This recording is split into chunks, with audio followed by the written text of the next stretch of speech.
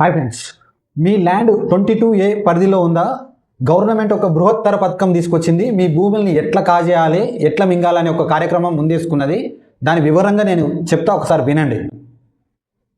మీ దగ్గర ఒక ప్లాట్ ఉందా, లేదా మీరు కష్టపడి ఒక ఇల్లు కట్టుకున్నారా? అయితే ఈ వీడియో మీరు తప్పకుండా చూడాల్సిందే. ఎందుకంటే ఈరోజు తెలంగాణలో చాలామంది ఒకే సమస్యతో తిరుగుతున్నారు. అదే మీ భూమి 22A నిషేధిత జాబితాలో ఉందా లేదా. ఒక్కసారి 22A జాబితాలో ఉంటే ఆ భూమిని మీరు అమ్మలేరు, కొనలేరు, రిజిస్ట్రేషన్ అవ్వదు, బ్యాంక్ లోను రాదు. అసలు 22A అంటే అసలు ఏంటి, ఏమైంది మా భూములకి, సడన్గా ఈ రోగం ఎందుకు వచ్చింది, మా భూములను మేము అమ్ముకోలేమా, కొనలేమా, ఏంది నువ్వేమన్నా తిక్కలేసిందా, నీకు ఏమన్నా వివరంగా చెప్పు అని అడగకండి, నేను చెప్తా ఇప్పుడు.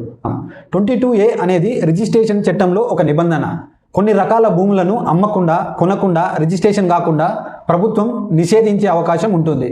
ఉదాహరణకి ప్రభుత్వ భూములు, ఎండోమెంట్ భూములు, వక్ఫ్ భూములు, కోర్టు వివాదాల్లో ఉన్న భూములు, ఇలాంటి వాటిని సాధారణంగా 22A జాబితాలో పెడతారు. కానీ ఇక్కడ గవర్నమెంట్ ఒక గేమ్ ఆడుతుంది. ఎందుకంటే మన రేవంత్ రెడ్డి గారు, ఆయన బ్యాక్గ్రౌండే రియల్ ఎస్టేట్ బ్యాక్గ్రౌండ్.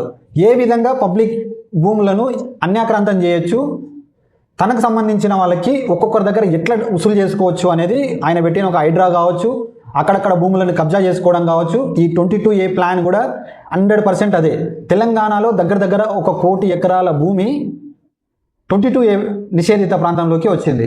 హైదరాబాద్లో కొన్ని వేల వెంచర్లు, కొన్ని వేల ప్లాట్లు, కొన్ని వేలు మీరు 20-30 సంవత్సరాల క్రితం కట్టుకున్న భూములు కూడా 22A పరిధిలోకి వచ్చినాయి.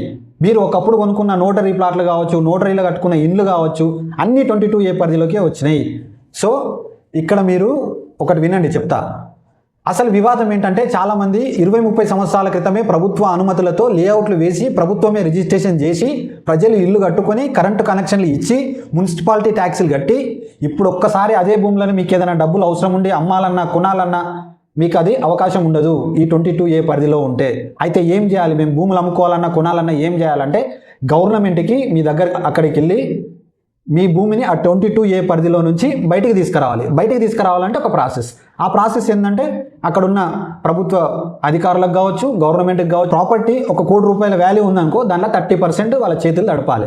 అట్లా చేతులు దడిపితేనే మీ ల్యాండ్ మీకు అవుతుంది. లేకపోతే రిజిస్ట్రేషన్ పేపర్లు, ఆ భూమి ఆ పేపర్ల మీద మాత్రమే మీది ఉంటుంది, కానీ మీరు ఆ భూమిని ఏమీ చేయలేరు.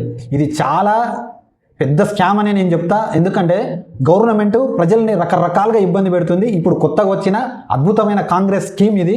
మీరు 2023లో ఓట్లేసి గెలిపించినందుకు మీ నోట్ల పెద్ద దోసకాయ పెట్టింది ఈ గవర్నమెంట్. మీ భూమి రిజిస్ట్రేషన్ పేపర్లు చెత్తబుట్టలో పడేసిన చిత్తు కాగితంతో సమానం.